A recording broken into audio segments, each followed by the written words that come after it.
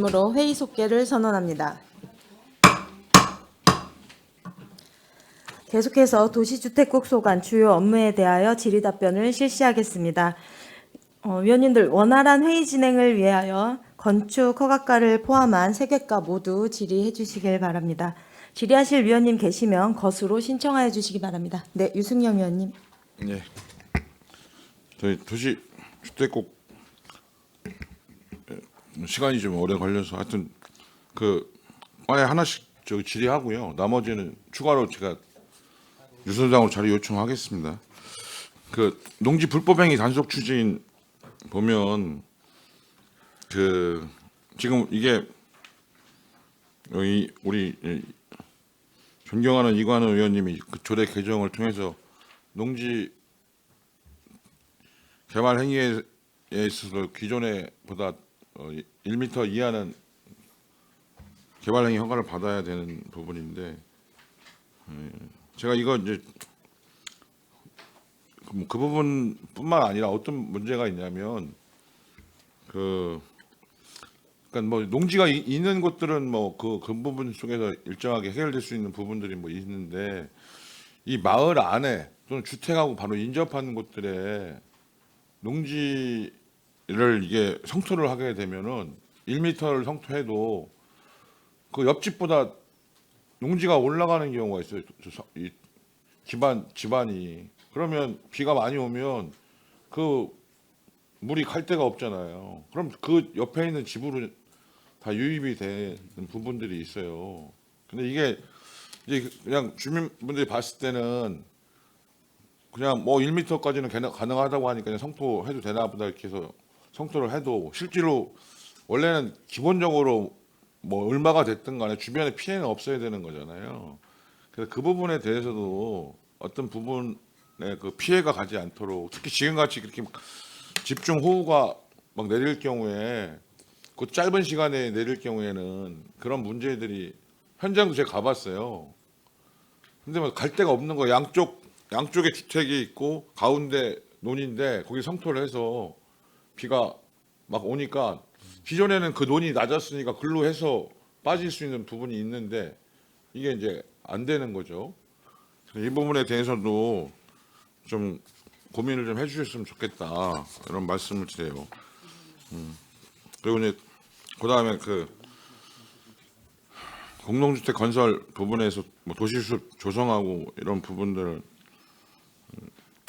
저번에 뭐 전기차 화재 때문에 그 건축 기준도 발표하셨죠? 네, 그렇습니다. 그게 현재 지하에 그 전기차 주차장을 짓지 못하도록 상위법에 변경이 지금 됐나요? 아니면 아직 검토 중인가요? 법적인 제한은 현재 돼 있지 않습니다. 이제 지하 주차장에도 전기차는 설치할 수 있게 돼 있는데, 다만 이제 지금 현재 뭐 소방서나 이쪽에서는 가서 보면은 하지 말라고 권하고 있는 거를 갖다 저희가 기준에 같이 담아가지고 지금 현재 뭐 그렇게 시행하려고 하는 내용이 되겠습니다. 네, 뭐 화재가 크게 났던 지역이 있어갖고 많은 피해가 있으니까 이제 그런 기준을 제시하는 거는 이해가 되는 측면도 있는데 또 한편으로는 또 이 전기차에 대한 안전에 대한 또 그 어떻게 보면 우려는 이해가 돼요. 근데 그것이 과학적이고 합리적인 것이냐에 대해서도 또 이의제기들도 있어요. 그러니까 내연차의 화재나 전기차의 화재나 비율로 따지면 오히려 내연차의 비율이 더 높다는 그 통계도 있어요. 물론 이제 그 양태가 다르죠. 그렇기 때문에 이제 피해가 클 수가 있는 부분은 있는데 그래서 이런 부분에 대해서는 뭐 기준점을 가지고 하시는 부분에 대한 제가 뭐 어떤 측면인지는 이해가 되지만 또 이게 과도한 부분으로 인해서 또 전기차 어쨌든 그게 또 친환경 차로서의 역할들도 있기 때문에 적절한 좀 부분이 필요하지 않을까 이런 말씀드리고 네.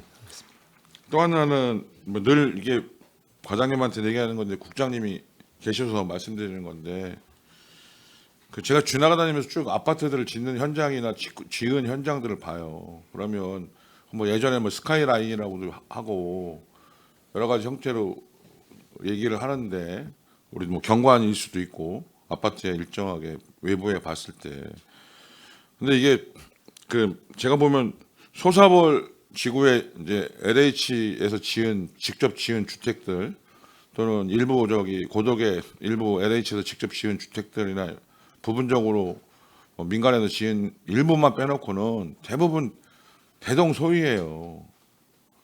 그래서 도시가 너무 천편일률적인 아파트 층수 뭐 해봤자 1, 2층 차이 뭐 2, 3층 차이 정도밖에 없기 때문에 도시가 봤을 때의 그 경관이나 아파트를 외부에서 봤을 때 굉장히 좀 답답해 보이고 천편일률적이라는 부분에 고민이 있어요.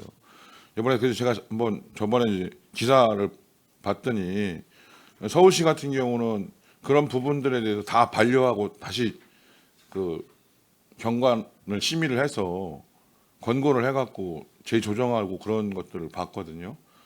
그게 아마 비용적으로 봤을 때는 더 들어갈 수 있는 부분들도 있는데 그 중요하게 이제 판단을 한 거죠. 그 서울시 뭐 도시계획 심의의 그 뭐 분과가 됐던 위원회에서 그래서 그걸 뭐 우리가 꼭 그대로 준용한다 이건 아니라 하더라도 충분히 좀 그런 부분에서의 것들을 좀 더 앞으로는 좀 더 적극적으로 반영을 했으면 좋겠다.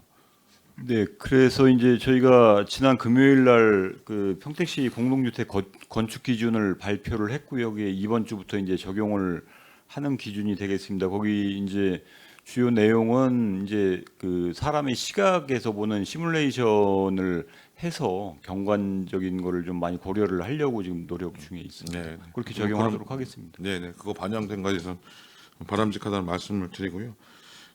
그거와 이제 관련돼서 또 하나는 상가를 이제 아파트에 지면 상가를 짓지 않습니까?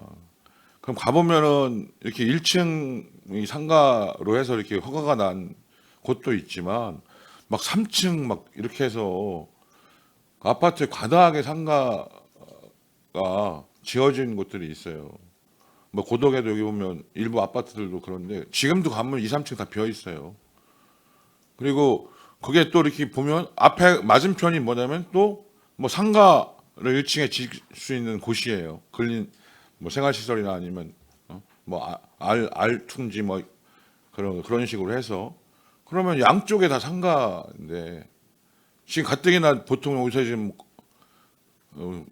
기존의 점포들도 보면 다 뭐 임대도 많고 비어 있는 상가들도 많은데 이렇게 아파트에도 뭐 꼭 필요한 시설들이야 일부 뭐 상가를 짓는 거야 이해가 되지만 또는 아주 독립적으로 떨어져 있어서 불편해서 어쩔 수 없이 상가들이 일정 규모 이상 필요한 곳들을 제외하고는 상가 부분은 최소화될 수 있도록 어떤 지침이나 권고 부분에 저는 포함될 필요가 있다.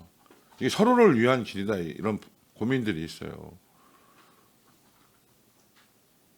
그 저희가 이제 건축 심의 때 좀 더 그 지역별로 좀 상가가 좀 더 필요한 지역도 있고 뭐 이제 각기 다 좀 다른 여건이기 때문에 여건을 살펴서 좀 더 세심히 보도록 좀 하겠습니다. 그래서 자료는 내가 어떤 걸 요청할 건데 나중에 하여튼 요청 드리면 그거에 맞춰서 좀 주시기 바랍니다.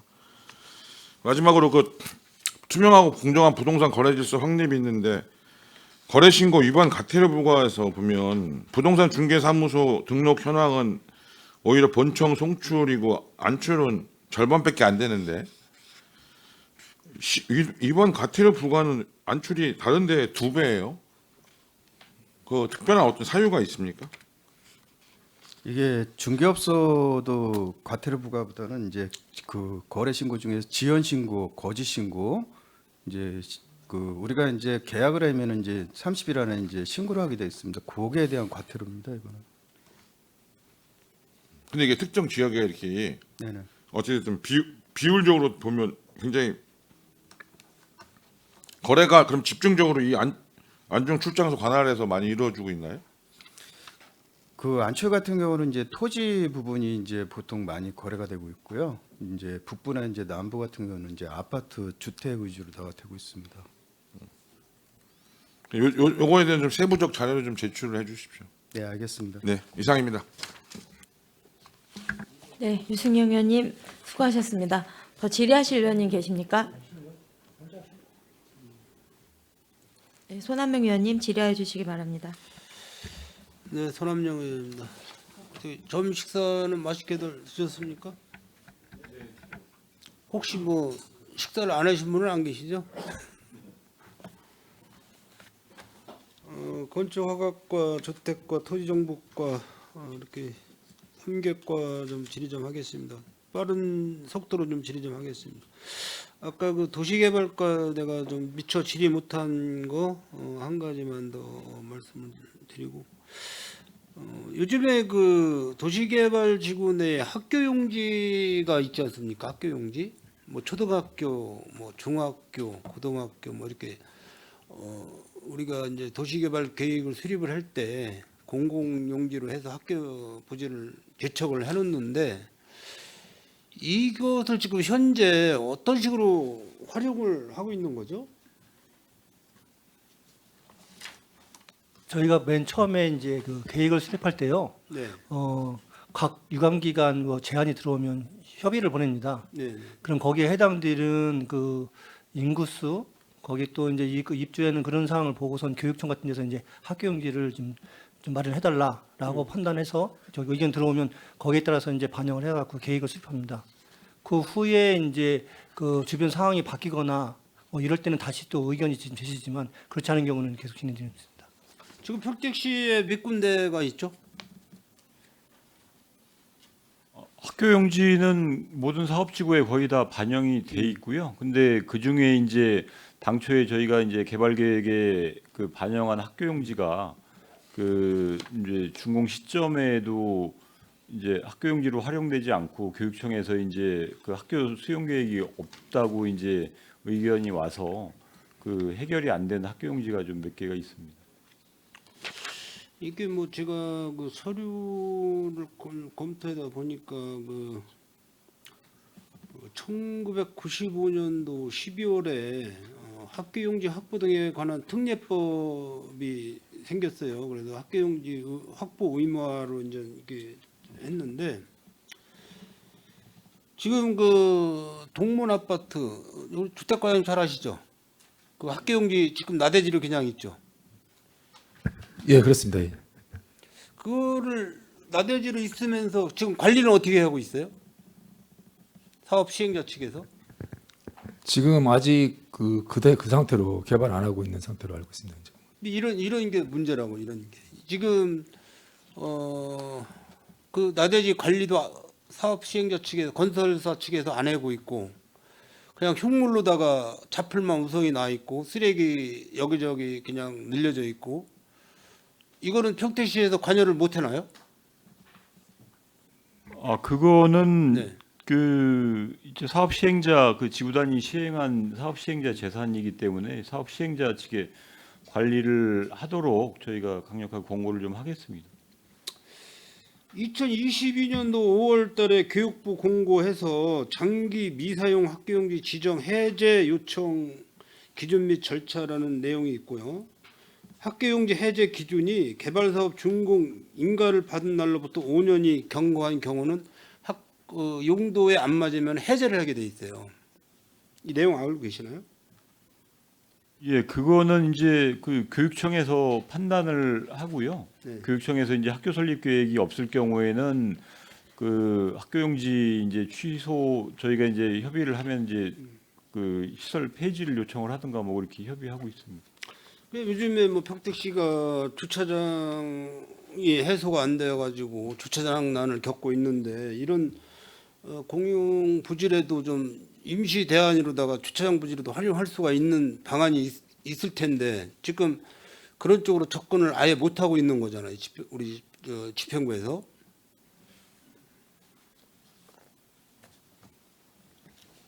글쎄요, 그 나대지가 뭐 그 공공용지 나대지가 있는 경우에는 원칙적으로는 공공용지는 이제 각 수요기관에서 그 판단을 해서 요청한 거기 때문에 수요기관에서 매입을 해서 그 이제 한번 사업이 완료되는 게 정상인데 그렇다고 해서 그 나대지를 저희가 임의로도 사용할 수 있는 부분은 아니기 때문에 필요한 경우엔 사업자들하고 협의를 좀 진행하겠습니다. 시행사나 시행사 측하고 협의를 평택시하고 협의를 해서 활용 방안을 임시 방안이라도 마련을 해서 좀 관리를 할 수 있는 그런 방안이 준비가 되어야 되지 않나 이렇게 생각을 해요. 이해는 하십니까? 네, 그 무슨 말씀인지 좀 네, 알겠습니다. 그렇게 해서 평택시의 현재 그 학교 부지에 대한 관리를 어떻게 할 건가, 그거를 서류를 만들으셔가지고 교육청하고도 상담을 하고 이렇게 해서 또 교육청 관리하시는 도의원님들 그 교육위원님들하고도 상담을 하셔가지고 한번 그 활용 방안을 좀 모색을 해봐야 될 것 같습니다. 검토해 보겠습니다. 네네네. 그 강소영 스마트 시티는 지금 스마트 도시과에서 집행을 하고 있는 거죠. 예, 그렇습니다. 그게 뭐 예산이 MOU 체결한 그 예산이 상당히 많은데 이제 여기서 뭐 도시주택에서 일체 관여를 못 하나요? 이 부분에 대해서는? 예, 그 타부서 업무기 때문에 저희가 뭐 협의가 오면은 저희 부서에서 판단해서 뭐 협의 의견을 줄 수 있겠지만은 같이 뭐 협의나 협력해서 가는 뭐 그런 방안도 아예 없어요? 예산이 뭐 261억이나 되는데. 이제 그쪽 사업 그 집행 부서에서 네. 그 네, 부서별 뭐 협의가 필요하면은 그때 이제 협의를 해서 진행을 하고 합니다. 참고적으로 말씀을 드렸습니다. 그 건축 허가과 건축 현장의 이제 안전에 대해서 지금 평택시에서는 어떤 식으로 안전 관리를 하고 있죠? 저희 건축허가장입니다. 네. 저희 과에서는 지역 안전센터를 운영하고 있는데요. 거기에 이제 건축사 한 분, 그다음에 시공기술사 한 분, 그다음에 기계직이 있어가지고요. 세 분이 지금 상주 감리 대상으로 해가지고 현장 점검을 계속 지속적으로 하고 있습니다. 어쨌든 전반적인 그 현장 관리는 평택시에서도 안전 관리에 책임이 있는 거잖아요. 네, 그렇습니다. 네, 그렇죠. 이제 뭐 나름대로 이제 건설 현장에 주무 책임자들이 계시지만은 안전관리 주무 책임자들이 계시지만은 물론 이제 녹색건축과에서 시행하고 있는 거는 우리 시장님 책임하에 하겠지만은 일반 뭐 건설사에서 하는 거는 각자 그 안전 관리자들 책임하에 하는 건데 얼마 전에 우리 안전관리위원회에 그 조례가 폐지를 했어요. 평택시에서. 그 폐지할 사유가 있었던 건가요? 거기까지는 제가 잘 몰라서요. 별도로 제가 확인해보고 네. 답변드리겠습니다. 네. 알겠습니다. 지금 이제 우리 평택시에서 예전하고 틀려서 이제 고층 건물로 많이 신축이 되잖아요. 고층으로다가. 네. 그래서 이제 안전 관리를 철저히 해주셔야 되는데 혹시 뭐 올해 근로자 사망 사고 있었죠, 평택에서 몇 건 있었죠. 추락해가지고. 네, 있는 걸로 알고 있습니다. 예, 그런 거를 사전 예방하기 위해서는 그 안전관리위원회 조례가 필요한 도시인데 폐지를 한 게 좀 이해가 안 가서 좀 말씀을 드렸습니다. 네, 확인하고 보고 드리겠습니다. 지금 그 지식산업센터가 평택에 몇 군데 지금 준공이 완료가 돼서 지금 임대로 해서 활용을 하고 있는데 공실이 상당히 많다고 그래요. 예, 그렇게 들었습니다. 네. 그 뭐 특별한 사유가 있습니까? 아무래도 지역적으로 지금 경제가 너무 어렵다 보니까요. 네. 그런 것 같습니다. 그리고 먼저 과장님 계실 때도 제가 그런 질문을 한 번 한 적이 있는데 준공 검사가 평택시에는 없고 사용 승인이로다가 네, 법적상이라요. 바뀌었죠. 예, 예. 네. 그래서 시공사 측에서는 그냥 눈 감고 아웅식으로 대충 마감제를 처리를 한다. 이런 불편 불만의 얘기가 나오더라고요. 입주자분들한테. 준공 검사를 해서 정확하게 우리 관에서 찝어줘야 되는데 그걸 그냥 대충 그 그거를 그런 그 준공이라는 그 용어를 빼시니까는 대충 그냥 입주를 먼저 이렇게 시키는 이제 그런 사례가 나온다고 하는데 거기에 대해서 뭐 우리 과장님 아시는 대로 좀 답변 좀 해주시죠. 일단은 현장 자체예요. 그 감리자들이 상주감리들이 있어가지고 상주감리 체제에서 지금 운영을 하고 있는 거고요. 중간 중간에 이제 부실 시공이나 이런 거는 저희가 별도로 점검 계획을 세워서 아까 지역 안전센터라든가 아니면 별도로 저기 국토부나 그 산하기관이나 이런 데서 별도로 점검 계획을 세워서 점검을 하고 있고요. 그다음에 이제 사용 승인 시제는 저희가 그 이제 다 공사가 다 된 거기 때문에 그 일부 건축상 이제 준공검 그러니까 사용 검사 승인자 검사자로 지정된 사람이 점검을 하는 거고요. 저희는 이제 공부상으로 서류를 검토하고 있습니다. 근데 뭐 그런 문제가 있다면 저희가 지속적으로 그리고 저희가 이제 부실 시공에 대해서는 별도로 그 조례를 준비하고 있거든요. 내부적으로요. 언제쯤 그 조례가 나올까요? 지금 안을 좀 검토하고 있습니다. 그래서 그게 되면은 좀 나아지지 않을까 생각하고 있습니다. 그 조례를 빨리 발의를 해서 네네. 피해자분들 입주 피해자분들에 대한 손해를 좀 줄여야 될 상황이거든요, 사실. 네네. 왜냐하면은 이제 어떤 그런 그 건축물이 들었을 때 광고를 과장하게 해가지고 계약을 먼저 해놓고 중도금 받고 가서 뭐 입주하려고 이것저것 살펴보면은 엉망이라는 얘기죠. 마감이 바닥 수평도 안 맞고 문틀도 안 맞고 뭐 창틀도 엉망이고 뭐 이런 식으로 샤시도 뭐 열리지도 않고 뭐 여러 가지 등등 해서 그런 상황에서 입주를 뭐 하려면 하고 해약을 하게 되면 손해배상 뭐 몇 프로 또 변상을 해야 된다 이런 식으로다가 입주를 강요하기 때문에 피해자들이 굉장히 많은 걸로 제가 알고 있습니다. 그거를 좀 건축화학과에서는 정확하게 그 내용에 대해서 조례를 빨리 준비하셔가지고 네, 피해 보시는 분들이 없도록 내도록 부탁을 하겠습니다. 드리겠습니다.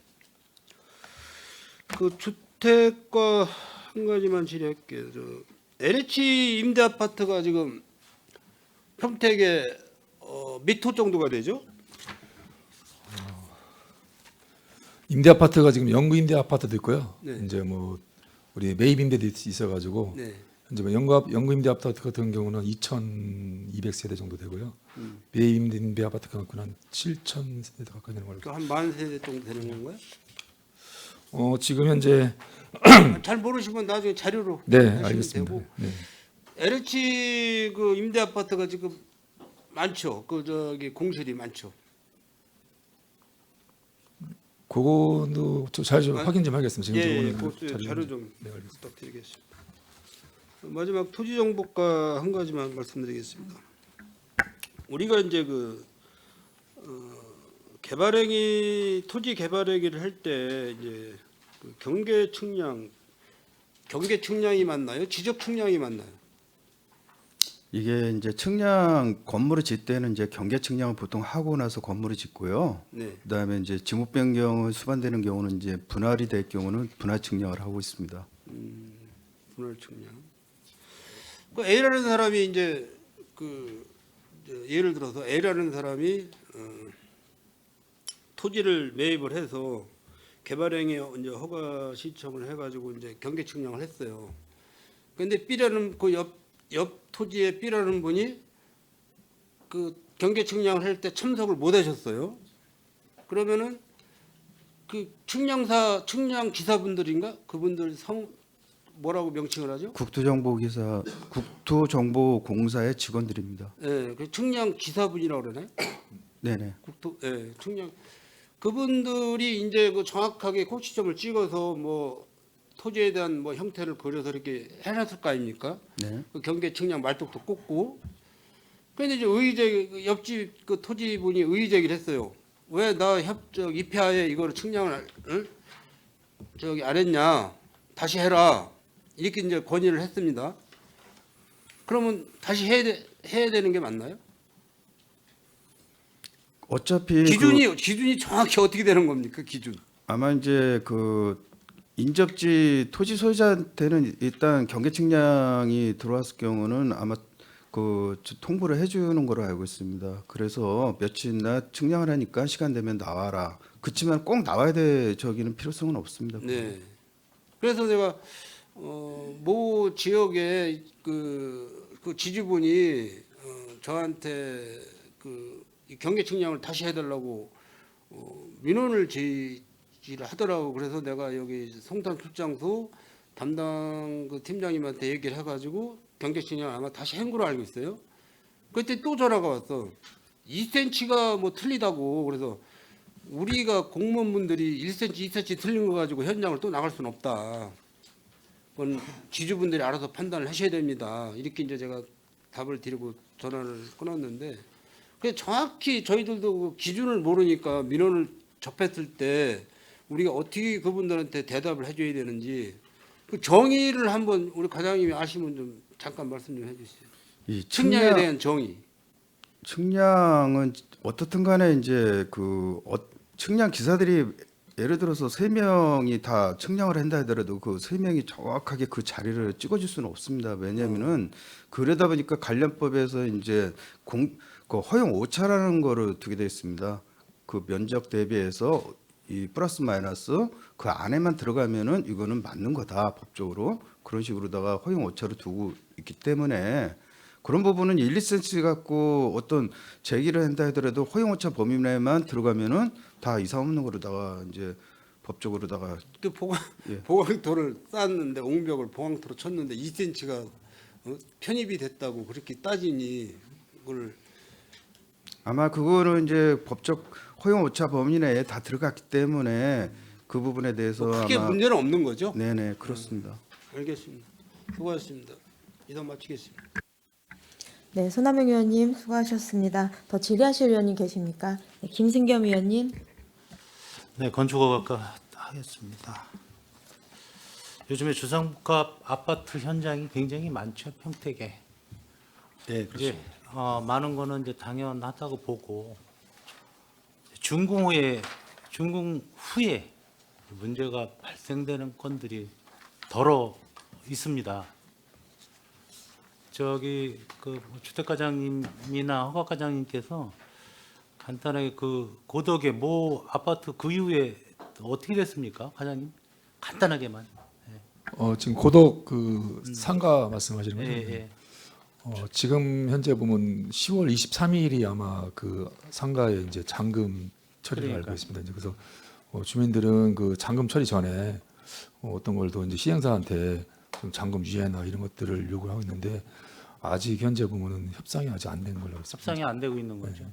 뭐 그때 노수 현상 이런 거는 지금 어떻게 뭐 좀 시정 조치 되고 있는 건가요? 하자 보수는 거의 다 끝난 걸로 끝났어요? 확인했습니다. 예, 그렇습니다. 그 주민들 얘기는 이제 보면은 예전에 비 많이 올 때 이제 했던 그런 건데 시공사가 당연히 하자 보수를 할 의무가 있어가지고 시공사는 하자 보수를 거의 끝낸 상태로 알고 그 큰 건물이 갑자기 폭우가 내려가지고 하자가 생기는 건들이 있어야 되는 겁니까? 없어야 되는 겁니까? 있습니다.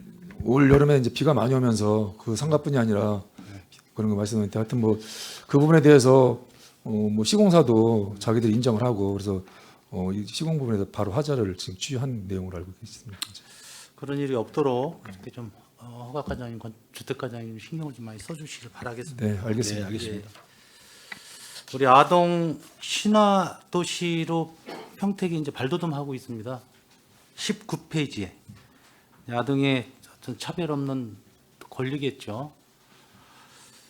여러 교육이나 여가나 문화생활에 있어서 아이들도 누릴 수 있는 권리인데 이제 아동 친화 도시와 관련돼서 민간 건축물에 대한 아이들이 이용하고 사용하는데 안전하고 불편함이 없도록 그 건축 그 규정이 따로 있습니까? 별도로 규정이 있는 건 아니고요. 규정이 있는 건 아니고 저희가 예, 예. 그 인허가 때 그 체크리스트를 마련을 해서요. 그 주요 사항에 대해서는 체크를 좀 하고 있습니다. 그 뭐 지침이나 이런 건 없는 거고. 네, 네. 그래서 이제 건축물 주요 적용 사항을 제가 봤어요. 출입구 단차 제거, 미끄럼 방지, 손끼임 방지, 미끄럽지 않은 마감재 사용 뭐 이런 것들인데 저는 이거는 당연하다고 생각을 하는데 아동 친화형 건축물로 해서 체크리스트에 넣는다? 그래서 좀 다른 디자인이라든지 좀 다른 방법, 난 지침이 있는 줄 알았어요. 없다면은 다른 걸 좀 모색해서 아이들이 정말 이거는 당연히 건축할 때 당연한 거 아니겠습니까? 어른이나 장애인이나 다 사용할 수, 다 해당이 되는 건들이라 이걸 아동 친화형 건축물이다? 이건 아닌 것 같아서 말씀을 좀 드렸습니다. 제 말이 틀렸나요? 예, 맞습니다. 요거 근데 그 이마저도 이제 기준이 없었기 때문에 기준이 시에서- 없었어요? 예, 그래서 이제 그 체크리스트를 이거는 이제 체크리스트를 만들어서 만들어서 우리가 점검을 하겠다는 거잖아요. 예. 저희가 이제 그 인허가 때도 이제 이 기준에 적합하도록 그렇게 그 이제 모든 그 단차를 제거하거나 아니면 이제 그런 세밀한 시설까지도 검토를 하겠다. 근데 건축물을 지면은 당연히 단차라든지 손게임 방지라든지 이런 거는 당연히 해야 되는 거 아니었던가요? 예, 맞습니다. 근데 이거를 그 저희가 그 구체적으로 이걸 여기에 대해서 검토를 하고 뭐 일단은 그 인허가 시에 그 늘상적으로 이제 검토를 했던 사항인데 이제 그 아동 관련된 시설에 대해서는 좀 더 세밀하게 볼 수 있게 예, 이렇게 기준을 그렇게 좀 마련. 부탁을 드리겠습니다. 주택가의 22페이지 우리 역시 여기서도 이제 구도심 노후 아파트에 대한 이야기가 안 나올 수가 없는데 우리 63만 인구 중에 60% 이상이 아파트에 거주하고 있다라고 여기에 기재가 돼 있습니다. 8월 말 기준으로 해서 이제 유지보수가 어떠한 시설이든 유지보수가 이제 문제가 대두가 되고 여기에 뭐 예산이 또 투입이 되게 되는데 구도심 원도심에 대한 이거 전체 조사는 다 했을 거예요. 과장님께서 다 알고 계실 건데 분명 이제 사각지대들이 발생이 돼요. 이제 지원을 뭐 2년에 3년에 지원을 해주고 있지만 지원을 받고 나서 또 재보수나 이런 거는 하고 있습니까? 지원을 해줬는데 그 기간 안에 어떤 시설에 문제가 생겼을 때 거기에 예산 투입은 또 됩니까? 지금 말씀하신 게 이제 오래된 네, 오래된 아파트들이 이제 보면 안전성 문제 그렇죠. 말씀을 하시는 건데 저번에 위원님들이 이제 우리 공유주택 관리조례를 이제 개정을 이제 통과시켜 주셔가지고 그 내용에 담겨 있습니다. 그래서 보면은 안전 부분에 대해서는 별도로 지원 사업하고 상관없이 별도로 내년부터 지원할 수 있는 규정이 있기 때문에 지금 말씀하신 그 내용에 대해서 공유주택에 이제 노 아파트에 이제 이런 부분이 생기면은 별도 지원이 가능한 식으로 되기 때문에 아마 좀 더 도움이 될 거라고 생각하고 있습니다. 네, 과장님 잘하셨습니다. 23페이지에 공동주택 맞춤 지원이라는데 분쟁 갈등이 있는데 요즘 분쟁 갈등 좀 건수는 좀 파악이 됩니까? 이 분쟁 조정센터 여기서 관리하는 겁니까 주택가에서? 그거는 별도로 별도고? 이제 미래전략과에서 운영을 하고 거기에서 있고요. 좀 자료 좀 공유 좀 하고 계십니까? 예, 공유 가끔씩 저희가 지금 하고 있고요. 이제 보면 이제 우리 이제 민원 현황은 그 자료에도 나오지만 현재 보면은 공유주택의 민원 현황이 계속 늘어나고 있는 추세다 보니까 이거에 대한 저희가 특별한 어떤 관리 시스템을 만들어야 된다는 게 저희가 지금 현재 업무보고 내용이 들어가 있는 네, 거겠습니다. 과장님께서도 좀 신경 써주시고 행복지원당이 어떤 겁니까? 어떤 역할입니까?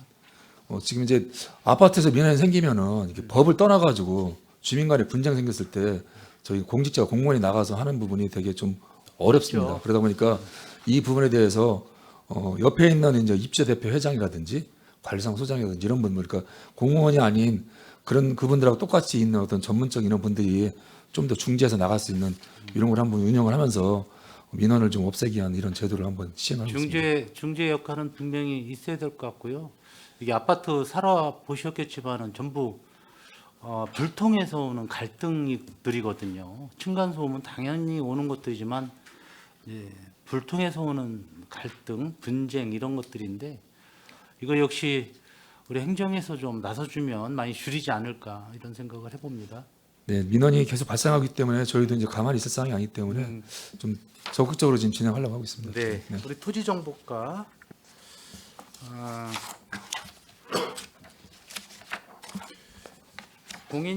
공인중개사의 과태료가 요즘에 좀 많이 늘어나는 추세입니까?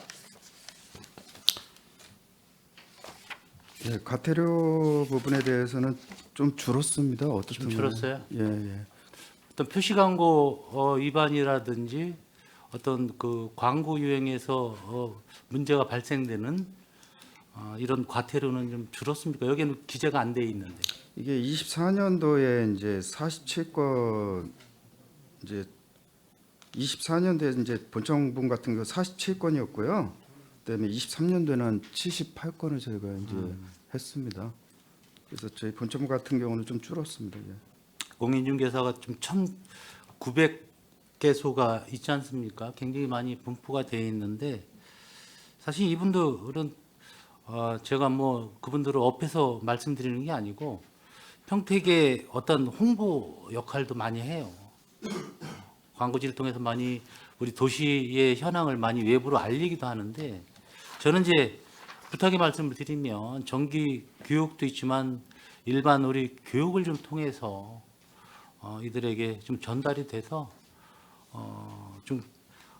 어떤 과태료 부분을 좀 줄여가면서 평택도 홍보할 수 있게 교육 홍보 효과를 좀 같이 올 수 있도록 과장님께서 조금만 신경 써주시면은 좋은 이미지로 일을 할 수 있지 않을까 생각을 해봅니다. 예, 그렇습니다. 이게 저희도 이제 과태료 부분은 요즘 이제 경기도 안 좋다 보니까 이제 과태료 부분은 이제 법 위반을 안 될 수 있게 저희는 수시로 이제 문자라든가 이제 많이 이제 과태료 네. 부과되는 부분에 대해서 홍보를 좀 하고 있습니다. 어떻든 간에 저희 입장에서는 더 적극적으로 좀 홍보 좀 해서 좀 줄이는 방향으로 나가겠습니다. 네, 부탁드리겠습니다. 네, 이상 마치겠습니다. 네, 김승겸 의원님 수고하셨습니다. 더 질의하실 의원님 계십니까? 김순희 의원님 질의해 주시기 바랍니다. 네, 김순희 의원입니다. 저는 한 두 가지 정도만 여쭤보려고 했는데 15페이지 보면은 위반 건축물 행정처분 홍보 등 정비 추진에서 보면은 위반 건축물이 평택시에는 그 얼마나 많은가요? 네, 저희가 지금 위반 건축물로 해가지고 조치되고 있는 게 204건 정도입니다. 근데 기존에 있던 거는 그러니까 지금 현재 올해 발생한 건 한 35건이 되고요. 나머지 거는 저보다 계속 이제 이어져 오는 겁니다. 완치가 안 돼, 조치가 안 돼가지고. 그럼 조치가 계속 안 돼요, 이게? 그럼 이게 여기 보면은 밑에 보면은 네네. 위반 건축물 사후 승인 적극 권장을 해갖고 사후 승인 신청 시 이행 강제금 50%를 감면을 해주시는데 그러면 이 사후 승인을 그거는 이제 현재 법에 좀 맞아야 됩니다. 맞아가지고 그렇죠. 예, 준공 때. 모든 게 다 사후 승인 받는다 그래서 처리가 되는 건 아니잖아요. 네, 맞습니다. 그렇죠? 이게 그래서 저는 또 이게 이 사후 승인 되면 사후 승인이라는 게 있기 때문에 모든 사람들이 불법 건축물을 해갖고 사후 승인을 받으면 무조건 다 통과되나 이게 좀 우려가 돼갖고 이걸 여쭤봤거든요. 네네. 그러면은 이 지금까지 압류 조치가 된 게 204건이라고 하셨고 올해는 35건이라고 하셨는데 이거에 대해서 철거 조치나 이런 거에 대해서는 어떻게 관리를 하고 계시죠? 지금 실제로 진행된 게 204건이라고 말씀드렸지만요. 네네. 이 전에 이 건 외에도 지금 자진해서 철거한 것도 많고요. 저희가 또 이제 실제로 이제 그 이행강림 부과하고 고발해가지고 또 양성화 받은 것도 좀 있습니다. 법적으로 맞아가지고 조치된 것도 있기 때문에요. 건수는 훨씬 더 많습니다. 과태료도 만만치 않게 부과가 되겠네요, 그분들. 네네 맞습니다. 이게 뭐 가설 건축물로 인해서 뭐 화재나 이런 안전 위험이 많이 부과되는 경우가 많이 우려되는 경우가 있으니까 이런 거에 대해서도 좀 철저하게 네, 관리를 좀 철저히 하겠습니다. 네. 그 뒤에 보면 친환경 녹색 건축물 주성에 대해서 제가 좀 여쭤보려고 그러는데 제로 에너지 건축물 이제 2025년도부터는 건축물 소규모 건축물을 지을 때는 민간 아파트나 이런 거는 제로 에너지 건축물 인증 허가를 하는데 이 제로 에너지 건축물로 하면 건축비가 일반 건축비보다 한 몇 프로 정도 상향될 아무래도 이제 에너지 효율은 높이고 이제 그 에너지 소비량을 최소화하게 시키기 때문에요. 이제 공사비 쪽으로는 좀 증가될 수 있지만 향후에 이제 관리 측면에서 좀 낮아지기 때문에 공사를 추진하시는 분들이 이거에 대해서 호응도는 어떤가요, 지금? 2025년도는 전부 다 이거를 재생에 이거 제로 에너지 건축물을 해야 되는데 네네. 그 건축 지을 때 이거를 제로 에너지 건축물을 효율적으로 사용하는지 안 하는지 그거에 대해서도 또 꼼꼼히 살펴봐야 될 그것도 하나의 그래서 이제 과제라고 생각합니다. 예비 인증을 받고요. 본 인증을 받기 때문에 예비 인증은 설계 때 검토를 설계 받고요. 때, 이게 공사가 다 완료된 다음에는 또 그 그거에 대해서 본 인증을 받습니다.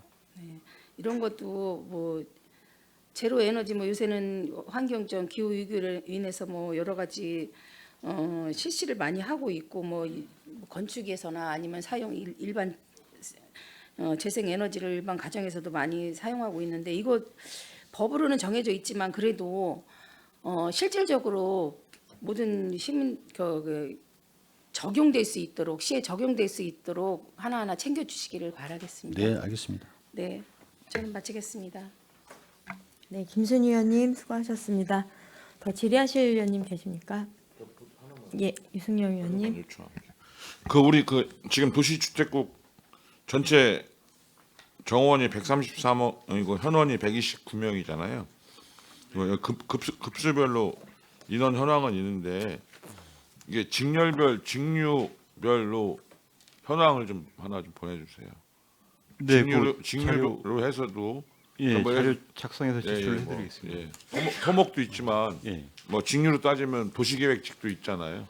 예, 그러니까 그렇습니다. 그거 해서 하나 좀 자료 좀 보내주십시오. 네, 알겠습니다. 이상입니다. 네, 유승용 의원님 수고하셨습니다. 더 질의하실 의원님 계십니까? 네, 더 질의하실 의원님이 안 계시므로 도시주택국 소관 2024년 하반기 주요 업무보고 청취건에 대한 질의 종결을 선언합니다. 도시주택국장님을 비롯한 관계 공무원 여러분 수고 많으셨습니다. 원활한 회의 진행을 위해 잠시 정의하고자 하는데 위원 여러분 이의 있습니까? 네, 이의가 없으므로 14시 30분까지 정회를 선언합니다.